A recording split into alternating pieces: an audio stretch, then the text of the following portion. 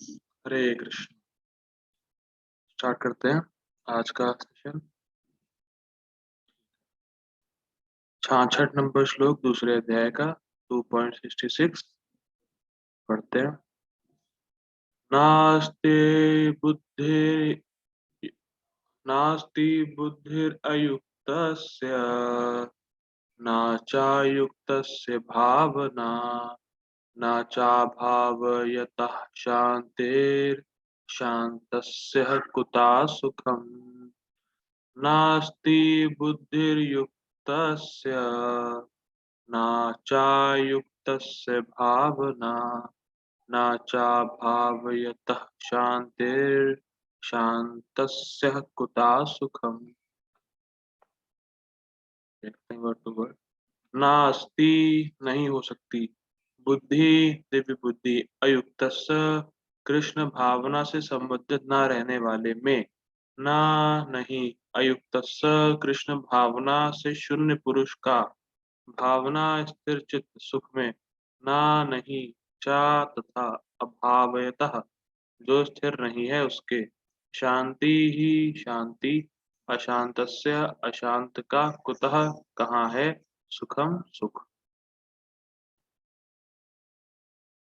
अनुवाद पढ़ते हैं। जो कृष्ण भावना अमृत में परमेश्वर से संबंधित नहीं है, उसकी ना तो बुद्धि दिव्य होती है और ना ही मन स्थिर होता है, जिसके बिना शांति की कोई संभावना नहीं है। शांति के बिना सुख हो भी कैसे सकता है। ठीक, बड़ा इंटरेस्टिंग श्लोक है। लोग सोचते हैं कि सुखी कैसे रहेंगे, शांत कैसे रहेंगे, उनके लिए श्लोक है।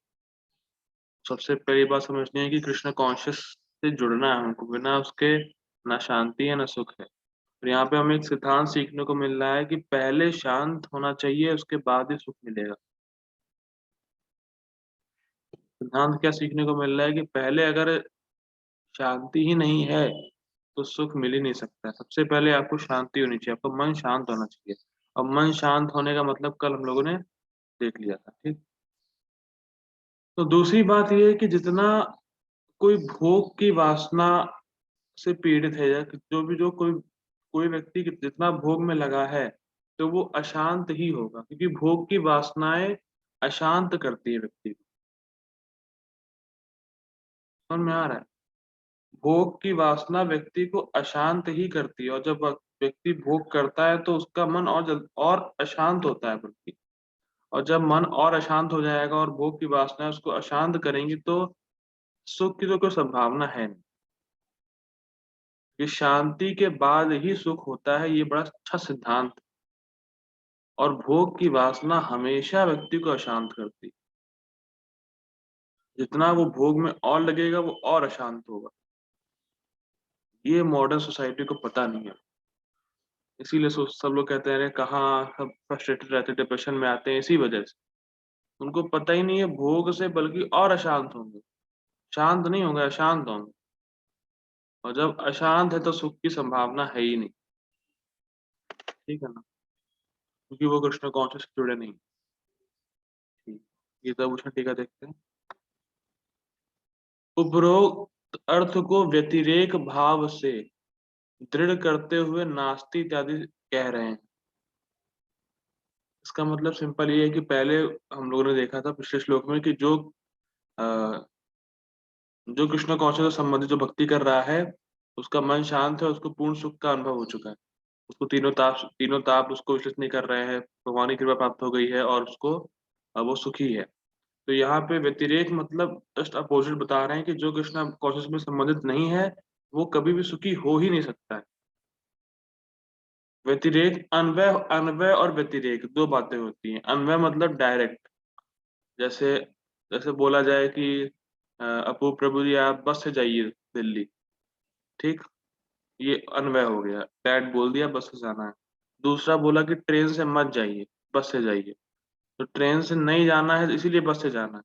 तो व्यतिरेक मतलब इनडायरेक्टली बोलते हैं और उल्टा करके बोलते हैं। तो व्यतिरेक मतलब यहाँ बता रहे हैं कि जो भक्ति में नहीं लगा हुआ वो कभी सुखी हो ही नहीं सकता है। और पिछले श्लोकों में बताया कि जो भक्ति में लगा हुआ है उसका मन शांत है, कृपा प्राप्त है भगवान की, तो वो सुखी है। ठीक है ना, ये बात।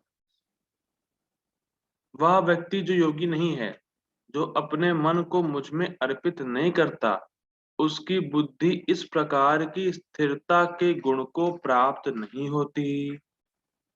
किस प्रकार की स्थिरता?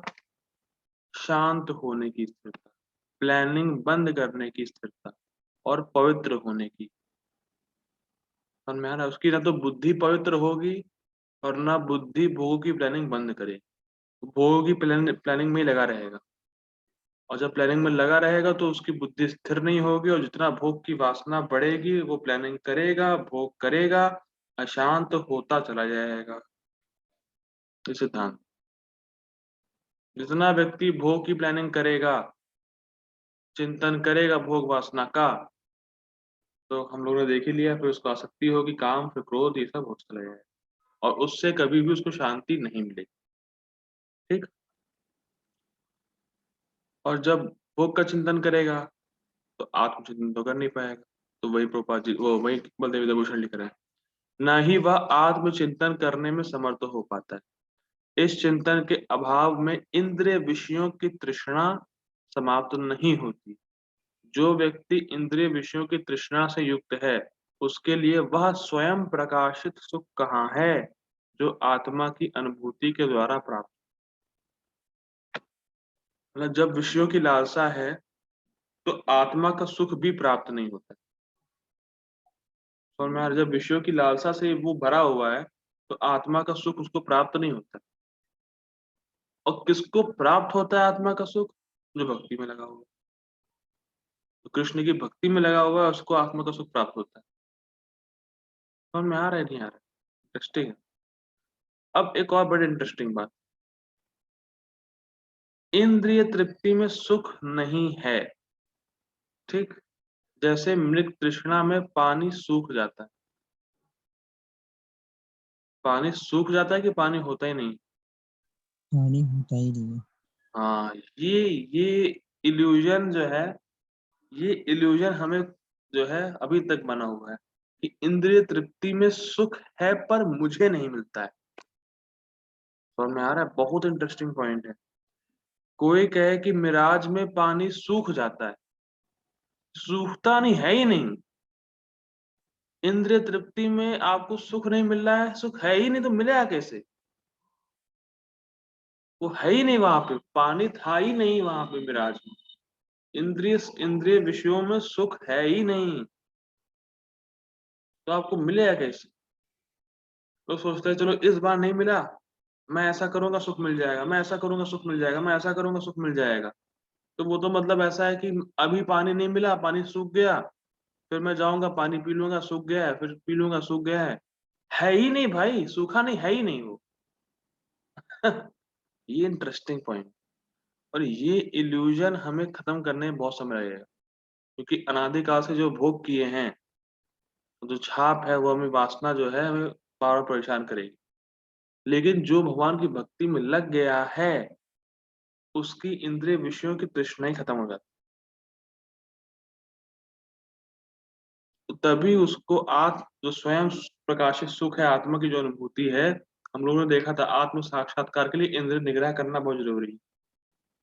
जब व्यक्ति इंद्रिय विषयों से हट जाएगा, उसका मन पवित्र हो जाएगा, तो वो आत्मा की अनुभूति प्राप्त करेगा और उससे उसको आत्मा का सुख प्राप्त हो। लेकिन जो व्यक्ति इंद्रिय विषयों की तृष्णा में फंसा हुआ है, उसको आत्मा का सुख या आत्म अनुभव नहीं हो सकता है। वो हो नहीं सकता है, और इंद्रिय विषयों में सुख है नहीं, तो उसको सुख मिलेगा ही नहीं, और वो अशांत रहेगा। सिद्धांत समझ पा रहे हैं? बड़ा टेक्निकल श्लोक है। इंद्रिय विषयों में जाएगा तो वहां वहां सुख है नहीं, और वो उसको अशांत करेगा। जब अशांत करेगा तो सुख तो वैसे भी नहीं मिलेगा, क्योंकि सुख है ही नहीं। और जब उसी में सुख ढूंढ रहा है, तो जो आत्मा का जो सुख है, जो आत्म अनुभव है, वो उसको प्राप्त नहीं होगा।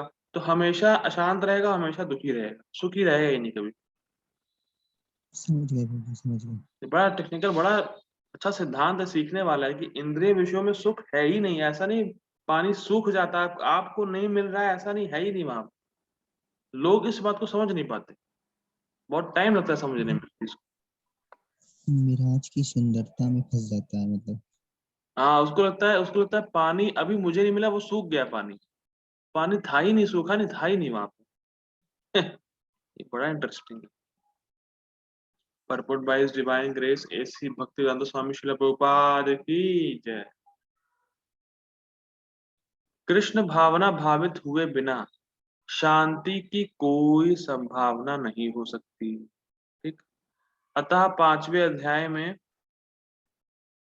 5.29 इसकी पुष्टि की गई है कि जब मनुष्य समझ लेता है कि कृष्ण ही यज्ञ तथा तपस्या के उत्तम फलों के एकमात्र भोक्ता हैं और समस्त ब्रह्मांड के स्वामी हैं तथा वे समस्त जीवों के असली मित्र हैं, तभी उसे वास्तविक शांति मिल सकती। इसको पहले समझते हैं।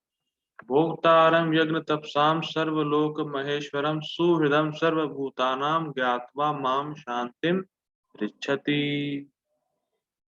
ठीक। जो समझ लेता है कि भोक्तारम कृष्ण ही भोक्ता है और कृष्ण ही यज्ञ तपसाम यज्ञ के तपस्या के सिर्फ एकमात्र लक्ष्य कृष्ण ही है। सुहृदम सर्वभूतानां सभी जीवों के सुहृद सबसे अच्छे मित्र कृष्ण हैं। जब ये बातें समझ लेता है तब उसको ज्ञात्वा माम शांति पृच्छति, शांति मिल जाती। ठीक। अब बड़ा इंटरेस्टिंग है। चैतन्य चैतामृत में एक श्लोक आता है, मुझे याद नहीं आ रहा है। आमय कृष्ण दास ये कर ले विश्वास तार दुख नहीं। ये शायद श्लोक है, मिस्टेक होगी तो पता नहीं, हो सकता है।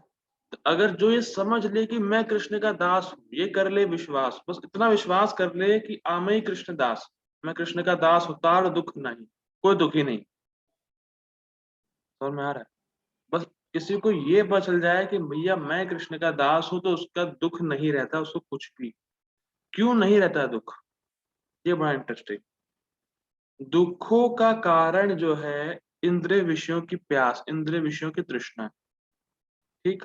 लेकिन जो ये समझ गया कि भैया मैं तो कृष्ण का दास हूं, वो कृष्ण की सेवा में लग जाएगा और जैसे जैसे सेवा करता रहेगा उसकी इंद्रिय विषयों की लालसा खत्म होती चली जाएगी और जैसे ही इंद्रिय विषयों की लालसा खत्म हुई तो जो जड़ है दुख का वही समाप्त हो। अब एक क्वेश्चन, समाज में कितने लोगों को पता है कि वो कृष्ण के दास हैं? कितने लोग कृष्ण की भक्ति में लगे? बहुत प्रभु कम जी लोगों को। 10% लोग ही होंगे जिन्हें पता होगा, मतलब या जो कृष्णा कॉन्शियस में उन्हीं को ही पता है बस। बस। Rare of the rarest. तो बाकी लोग दुखी होंगे ही होंगे, स्वाभाविक बात यस जी। है। ये सिद्धांत समझना बहुत जरूरी है कि आदमी सुखी इसी वजह से, इसी तरीके से हो ही सकता है क्योंकि उसका जो मूल कारण है वो इंद्रिय विषयों की तृष्णा है और वो हर व्यक्ति उसमें फंसा हुआ है। उसको लगता है अभी सुख मिलेगा, अभी मिलेगा, अभी मिलेगा, ये कर लूंगा अभी मिल जाएगा, अब ये कर लूंगा अभी मिल जाएगा। उससे वो बल्कि अशांत हो रहा है, सुख तो मिले। ठीक है ना, आगे पढ़ते हैं।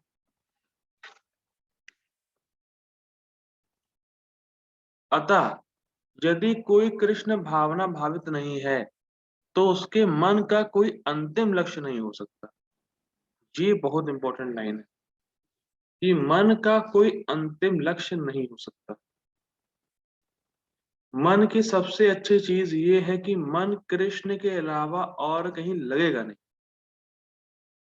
सबसे अच्छी चीज ये। लोग एक गाड़ी लेते हैं, दूसरी गाड़ी, तीसरी गाड़ी, फिर ये फिर वो फलाना धमाका सबको इकट्ठा करते हैं, सुख उनको कभी भी नहीं मिलता क्योंकि मन हमें हमारा कृष्ण में लग ही सकता है और कहीं लगेगा नहीं। देखिए मन का एक स्वभाव है, मन वहां लगेगा जहां उसको सुख प्राप्त होगा। इंद्रिय विषयों में सुख है ही नहीं। समझ में आ रहा है? अभी मन, आपने कुछ भोग किया तो अभी मन को थोड़ा अच्छा लगा, कुछ टेम्परेरी, तो थोड़ा सा समय के लिए तो कहेगा नहीं ये अच्छा नहीं है और कुछ करते हैं, ये अच्छा नहीं और कुछ करते हैं, ये और अच्छा नहीं है और कुछ करते हैं। तो जिसकी सेवा कर भी रहा है मन, उसको करते करते वो अनमना हो जाता है, बोर हो जाता है। समझ में आ रहा है? कोई कृष्ण कॉन्शियस नहीं है तो वो अपनी इंद्रियों की सेवा कर रहा है, मन इंद्रिय भोगों में लगा, तो जो मन है उसको वहां सुख नहीं मिलता है, हल्का क्षणिक सुख इसको लगता है कि वो है नहीं वहां पर सुख। तो उसको लगता है अरे यार इसमें मजा नहीं है और कुछ करते हैं, मजा नहीं है और कुछ करते हैं। तो वो भटकता ही रहता है मन। और जिसकी सेवा कर भी रहा है उससे अनमना हो जाता है कि अरे यार ये अच्छा नहीं था, तुम ये करो, ये अच्छा नहीं था, ये करो। क्यों? क्योंकि मन का कोई अंतिम लक्ष्य नहीं, उसको पता ही नहीं है कि सुख मिलना कहाँ। समझ में आ रहा है? यस प्रभु जी। बहुत इंटरेस्टिंग लाइन है कि मन हमारा कृष्ण के अलावा और कहीं लग ही नहीं सकता है। आप प्रयास भी कर लेंगे तब भी नहीं लगेगा, क्योंकि मन का कोई अंतिम लक्ष्य सेट नहीं हो पाया कि किसकी सेवा करनी है। क्योंकि उसकी सेवा करेगा जहां उसको आनंद मिलेगा। भोगों में आनंद है नहीं, उसको लगता है आनंद है, तो जब वो इंद्रिय भोग करता है लगता है अरे यार मजा नहीं आया, कुछ और करते हैं, कुछ और करते हैं, कुछ और करते हैं, कुछ और करते हैं। तो अगर मन का अंतिम लक्ष्य ये है कि मैं कृष्ण की सेवा करूंगा, भले ही अभी मन को अच्छा नहीं लग रहा है, ये भी इंटरेस्टिंग है, क्योंकि मन इतना इजिली कन्विंस नहीं हो पाता कि भौतिक भोगों में सुख नहीं। एक ही परेशानी, मन हमारा कृष्ण में ही लगेगा फाइनली। लक्ष्य, अंतिम लक्ष्य कृष्ण ही है मन का, लेकिन इतना इजिली कन्विंस नहीं होता कि भौतिक भोगों में सुख है नहीं, तो वो भागता उसी तरफ है। लेकिन अगर आप प्रयास करके मन को कृष्ण में लगाते रहेंगे, लगाते रहेंगे, लगाते रहेंगे, तो वो कृष्ण में लग ही जाएगा। वहां से वो ये नहीं कहेगा कि अरे मजा नहीं आ रहा, कुछ और करते हैं। समझ में आ रहा है? एक बार अगर उसने मन कन्विंस हो गया कि भौतिक भोगों में सुख नहीं है फाइनली, और कृष्ण में आप लगाते रहे, लगाते रहे, लगाते रहे, तो कृष्ण में ऐसा लग जाएगा, वहां जाएगा नहीं भौतिक भोगों में, तो फिक्स हो जाएगा वहां। बहुत इंटरेस्टिंग है। तुम अंतिम लक्ष्य मन का यही होना चाहिए कि जो भैया कृष्ण को संतुष्ट कैसे करें, ये अंतिम लक्ष्य होना चाहिए। और लोगों को ये लक्ष्य पता ही नहीं है, और लोगों को ये पता ही नहीं कि वो कुछ भी कर ले, मन कहीं लगेगा ही नहीं सिर्फ कृष्ण के अलावा। वो भटकाएगा मन आपको, बस ये कर लेते हैं, ये कर लेते हैं, ये कर लेते हैं, ये कर लेते हैं, अंतिम लक्ष्य ही नहीं है, हायर टेस्ट ही नहीं।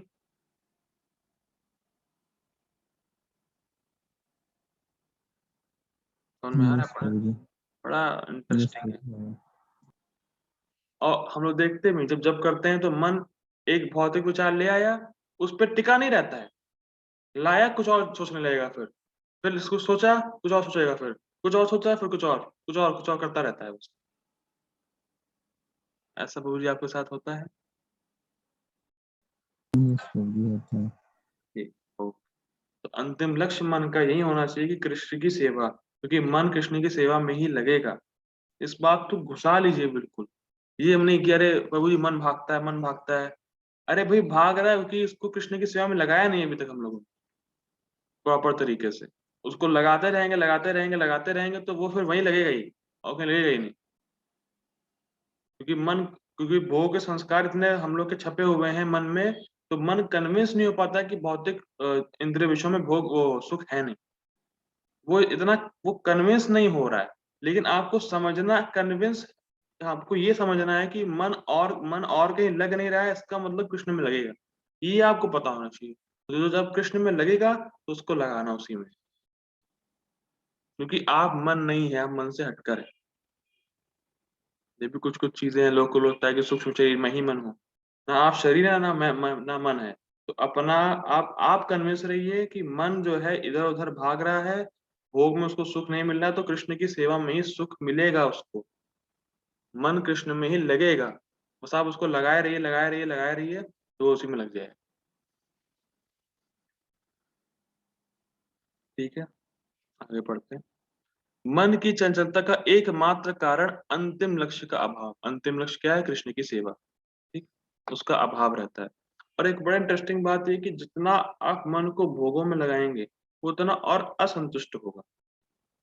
संतुष्ट नहीं होता मन भोगों में लग के, असंतुष्ट होता है। पता नहीं कितनों को अनुभव ये है कि भोग करने के बाद अरे यार क्यों कर लिया ये। यस फीलिंग, प्रभु जी, ऐसा होता है। अरे क्यों कर लिया यार, बेकार था, कुछ और ट्राई कर। तो मन असंतुष्ट होता है बल्कि। तो ये पॉइंट है। तो जब तक आप कृष्ण की सेवा में नहीं लगाएंगे मन को, मन ही संतुष्ट नहीं हो। बस मन का एक भ्रम रहता है कि यहाँ पर वो सुख है, वो भोग वासना की वजह से। ठीक है, आगे पढ़ते हैं। जब मनुष्य को यह पता चल जाता है कि कृष्ण ही भोक्ता, स्वामी तथा सबके मित्र हैं, तो स्थिर चित्त होकर शांति का अनुभव किया जा सकता है। ठीक। अतएव जो कृष्ण से संबंधित ना रखकर सॉरी अतएव जो कृष्ण से संबंध ना रखकर कार्य में लगा रहता है, वह निश्चय ही सदा दुखी और अशांत रहेगा। इस सूत्र को पकड़ लीजिए यहाँ से। जो व्यक्ति कृष्ण से संबंधित नहीं है, कृष्ण से संबंध ना रखकर कार्य में लगा हुआ है, वो भले ही बाहरी रूप से कहे अरे कोई दुख नहीं है, सब सुख है, सब ये है वो है, गलत, झूठ बोल रहा है, दिखावा कर रहा है, वो दुखी भी है और अशांत भी है। ठीक, ये सिद्धांत पकड़ लें। अब प्रभुपाद जी इसी बात को बोलेंगे। भले ही वह जीवन में शांति तथा आध्यात्मिक उन्नति का कितना ही दिखावा क्यों ना करे।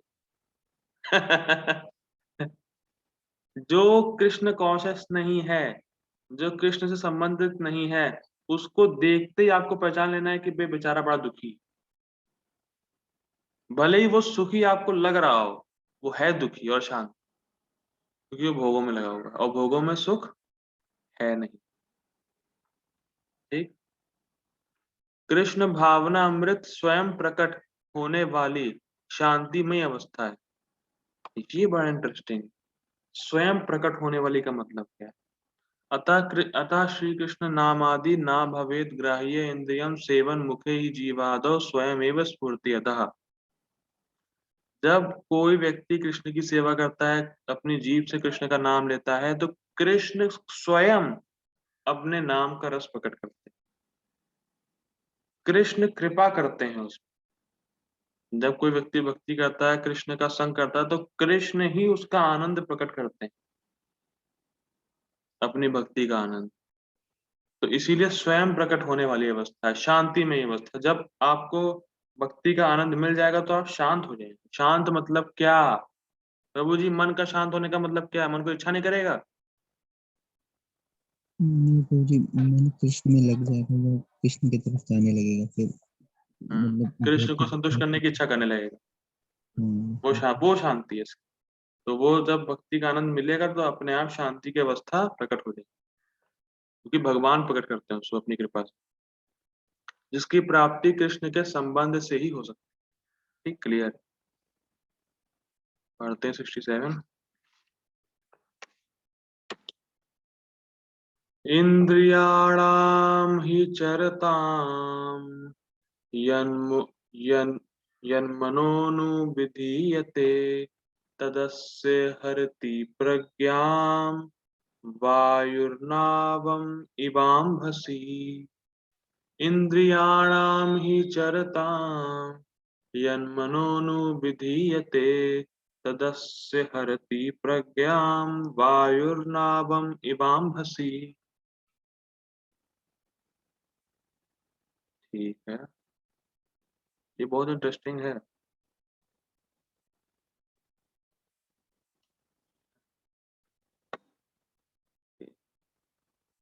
जिस प्रकार पानी में तैरती नाव को प्रचंड वायु दूर बहा ले जाती,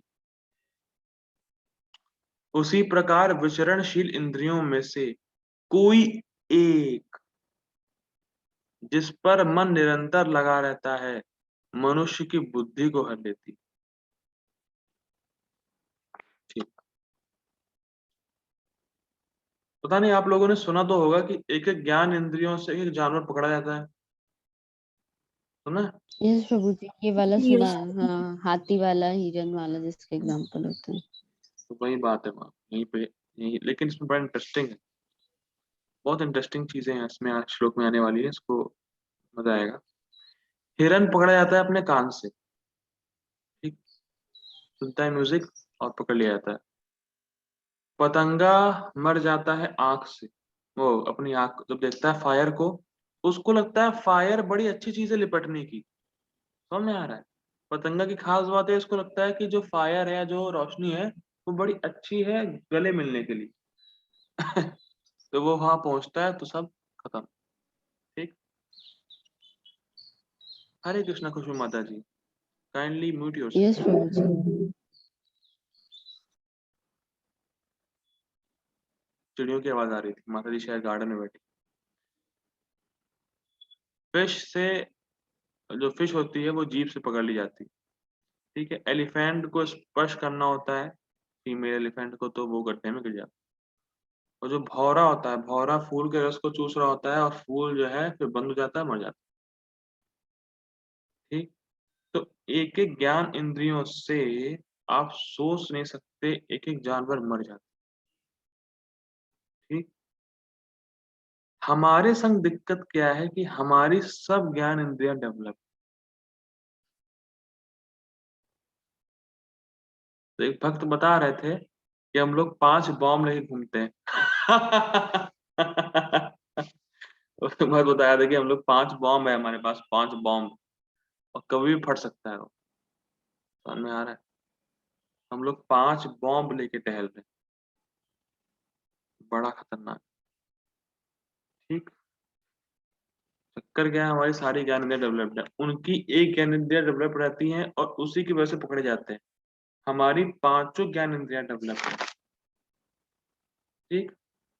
अब बहुत इंटरेस्टिंग क्वेश्चन, ये भक्ति वृक्ष में हम लोग पढ़ाते भी हैं, जिन्होंने भक्ति वृक्ष किया होगा, अबू प्रभु जी ने तो किया भी है, कुछ कुछ पढ़ाते हैं तो उनको पता होगा, ठीक है। हम लोगों को, मानवों को, जो मनुष्य हैं उनको भोगों की पूरी सुविधा दी गई है, ठीक, पूरी फैसिलिटी है, क्योंकि 5 ज्ञान इंद्रियां डेवलप्ड है हमारी, पूरी भोग की फैसिलिटी दी गई है, भर भर कर दी गई है। लेकिन फैसिलिटी देने के बावजूद भी मनुष्य भोग के लिए बना नहीं, ये इंटरेस्टिंग बात। हमारी सारी ज्ञान इंद्रियां डेवलप्ड हैं, पूरी फैसिलिटी है भोग के लिए मनुष्य को, लेकिन मनुष्य भोग के लिए बना नहीं, ये इंटरेस्टिंग बात। जैसे जितना जितना खाना हाथी खा सकता है, आप नहीं खा सकते। जितनी बार एक पीकॉक संग कर सकता है, आप नहीं कर सकते। तो हम लोग की इंद्रियां प्रबल बना दी गई है, लेकिन हमारी इंद्रियों की जो शक्ति है वो कम कर दी गई है निम्न योनि से। मैं फिर रिपीट कर रहा हूं, हमारी इंद्रियों को प्रबल बना दिया गया है, डेवलप्ड कर दिया गया है, लेकिन जो शक्ति है इंद्रियों की वो निम्न योनि से भी कम है। लेकिन एक इंटरेस्टिंग बात ये है, मैं क्यों बोल रहा हूँ, आगे लिंक आएगा इसका, लेकिन इंटरेस्टिंग बात ये है कि हमारी बुद्धि को तेज कर दिया गया है, क्योंकि इससे हम भगवान को समझ सकते। मैं फिर रिपीट कर रहा हूँ, भोग की फैसिलिटी दी गई है, लेकिन हम लोग भोग के लिए बने नहीं। मनुष्य जीवन जो है वो भगवान को समझने के लिए बना है, क्योंकि हमें हायर कॉन्शियसनेस प्राप्त। हमारी इंद्रियां भले डेवलप्ड हो, लेकिन शक्ति उसकी निम्न होने से भी कम। तो हम लोग भोग के लिए नहीं बने, ठीक? लेकिन अगर हम उसी बुद्धि से भगवान को नहीं समझेंगे तो क्या होगा? तो इंद्रियां जो है हमारी मन को भोगों में लगा देंगी। समझ में आ रहा है? जैसे ये जैसे एग्जांपल दे रहे हैं, इंद्रियां जो है हमारी मन को बिल्कुल भोगों में ले जाएंगी अगर हम उस बुद्धि से भगवान को नहीं समझते हैं। जैसे नाव को, अब जैसे एग्जांपल समझते, जैसे नाव को एक दिशा में ले जाना है व्यक्ति, जैसे मान लीजिए नाव को एक व्यक्ति ईस्ट में ले जा रहा है, तो वैसे ही अगर ले जा रहा है ईस्ट में, तो मान लीजिए हवा चली वेस्ट की तरफ, तो वेस्ट की तरफ हवा एक जोर से झोंका आएगा, वो नाव को वेस्ट में ले जाएगी। समझ में आ रहा है एग्जाम्पल? नाव को व्यक्ति ईस्ट में ले जाने का प्रयास कर रहा है, ले जा रहा है, अगर हवा वेस्ट में चल रही है और हवा जोर से चली, तो वो नाव वेस्ट में चली जाएगी, बहा ले जाएगी वायु। तो वैसे ही नाव को जैसे बता दिया। हाँ, तो विंड, हाँ एक और इंटरेस्टिंग बात है, विंड जो चलती है वो फोर्सफुली नाव को ले जाती है, ये नहीं धीरे धीरे ले जा रही है, अभी धीरे धीरे वो एकदम से झोंका आएगा, एकदम से ले जाएगी नाव फोर्सफुली। तो इंद्रियां इतनी प्रबल है, ये श्लोक वहां से मिलता जुलता है तो लोगों ने पहले पढ़ा था प्रसभम मना वाला, तो सब मिलता जुलता है, लेकिन यहाँ पे एक इंद्रिय भी बोल दिया भगवान ने, अगर एक पे भी फोकस है मन का तो ले जाए। तो इंद्रियां इतनी प्रबल है कि एक पर भी अगर मन लग गया, मन अगर एक भी इंद्रियों पर लग गया, तो इंद्रियां मन को लेके भोगों में लगा, फोर्सफुली। फिर रिपीट कर रहा हूं, अगर मन ने किसी एक इंद्रिय के विषयों पे चिंतन करना शुरू कर दिया या किसी एक इंद्रिय पे फोकस कर दिया तो इंद्रिया मन को ऐसे पकड़ के फेंक देगी इंद्रिय विषयों की तरफ। बहुत खतरनाक। जैसे हिरन ने जब म्यूजिक सुना तो उसके जो उसका मन था वो कान की तरफ चला गया कि अरे हाँ कुछ अच्छा म्यूजिक है, बस उसको बहा ले गए। समझ में आ रहा है? तो हमारे पास तो 5-5 बॉम्ब है, तो कुछ भी हो सकता है हमारा। समझ में आ रहा है? इंद्रियां इतनी प्रबल है कि अगर किसी मन ने किसी एक इंद्र पे फोकस किया, किसी एक बॉम्ब पे फोकस किया तो वो बॉम्ब फट जाएगा। समझ सकते हैं कितना खतरनाक डेंजरस है हमारे साथ। चलिए उनकी तो चलिए यस एक डेवलप्ड है, हमारे पास तो 5-5 डेवलप्ड है, 5-5 बॉम्ब है। कब फट जाए कुछ नहीं कह सकते, और हमारे हाथ में नहीं है। ये इंटरेस्टिंग है, जैसे हवा चलना हाथ में नहीं है, हवा चली और बह गई। समझ में आ रहा है ना? तो जैसे ही मन ने एक इंद्र पे फोकस कर लिया, बस इंद्रिया मन को लेके उड़ गई। बहुत इंटरेस्टिंग। तो यहाँ पे भगवान क्यों बता रहे हैं कि स्थित प्रज्ञ बहुत रेयर है। फिर से भगवान इसको स्टैब्लिश कर रहे हैं कि जो स्थित प्रज्ञ है, अगर एक इंद्रिय मन पे लगती है तो चला जाता है मन, तो इंद्रिय जो स्थित प्रज्ञ है वो सारी इंद्रियों को कंट्रोल कर लेता है, सारी इंद्रियों, किसी को भी नहीं छोड़ता। स्थित प्रज्ञ व्यक्ति सारी इंद्रियों पे कंट्रोल रखता है। ठीक है, तो अब मैं मीटिंग एंड कर रहा हूँ। अब गीता भूषण टीका पढ़ेंगे, आप लोग दोबारा आ जाइए। ठीक है, दोबारा ज्वाइन होने का प्रयास करें। हरे कृष्ण।